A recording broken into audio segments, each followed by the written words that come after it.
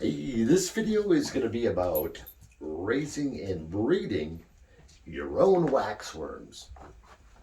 It's February 2nd, 2022, ice fishing time. And these are fantastic for bluegill, jumbo perch. Probably put a couple in my hand here. Nice, juicy ones. So, what you need, generally you're probably going to start off with the larva stage, which is what I have here. And there's 4 stages in their life cycle. And you start here, this is the larva, then these turn into a pupa. And they do like a cocoon almost. Then that hatches into the moth.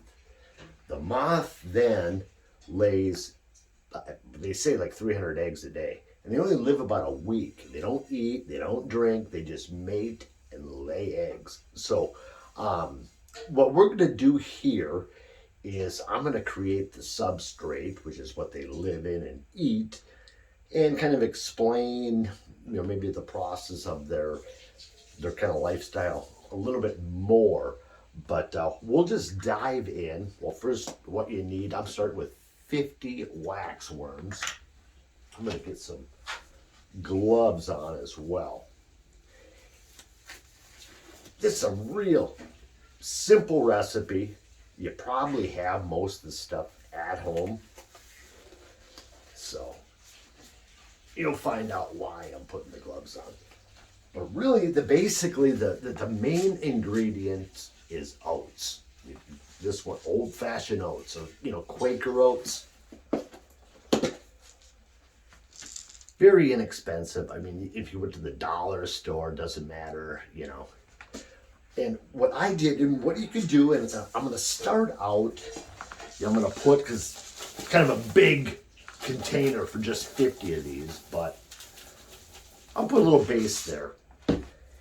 And what I did earlier is my kids got me a magic bullet for Christmas, and this baby works so slick. So instead of grinding the oatmeal, because it's kind of loud, kind of like a chef, I did that earlier. So it really turned it into a nice fine powder. And I think that's this isn't necessary, but I think this is gonna really, kind of help the wax worms digest it a little bit easier instead of big old oats. All right, so that is ingredient number 1. Then all you need is honey. And this is, I got some newer ones in the cupboard. This one's kind of old, but hey, it's for the wax worms. And what you want to do is just, dump in, definitely a nice generous amount. Because what we're going to be doing is mixing all this stuff together, and they're going to live in here and eat all this stuff. And if you didn't have honey, it's not 100% necessary. What you can do is just take sugar water. Just make sure it's a thick, maybe a cup of sugar and a cup of water. Start from there. So almost like a corn syrup. You could probably use corn syrup as well. You just want a little bit of sugar in there for them. But all right, that's probably enough of that. Darn near empty. And then another item that isn't really, really necessary, but I'm going to add, it's glycerin. And what this is going to do, because after we mix this all up and, let's say a couple weeks later, it's going to harden up to basically like a big brick. The glycerin's going to keep it, kind of moist. And this you could buy off of Amazon. I'll probably just leave a link below. They say you can get it at different pharmacies. I had no luck finding it there. My fiance actually had a whole jug of this. You use it for like making like lotions, soaps. It's like a lubricant. So, you know, young single guy, you know, hey, who knows? But anyways, what you do is you just take, I'm just putting a little bit in there, you know. I don't have any exact amount, you know. Doesn't, you know, it's not going to need a whole lot of it. But then all we're going to do here is just mix it up.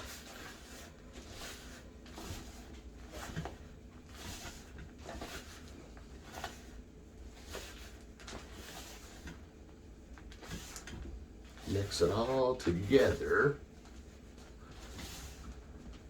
And then now, what I'm going to do is just put the wax worms in this, and then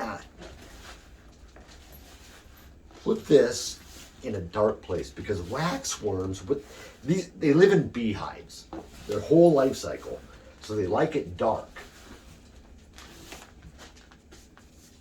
All right, now that's all mixed up. I'm going to tell you what about it. And in a beehive, it's warm.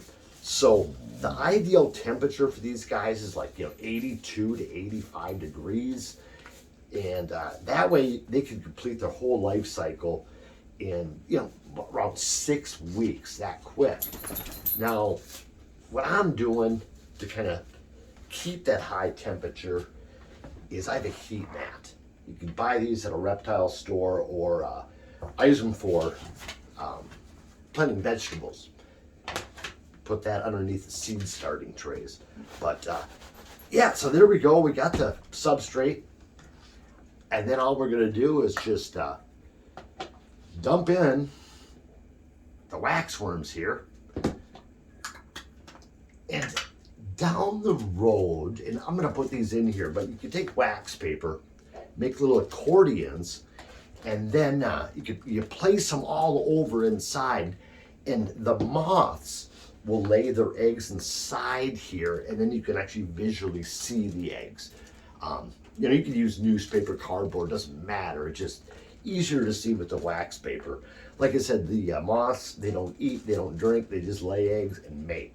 Nice life. So in the meantime, I'm just gonna put these kind of on the sides like this, so you can kind of see.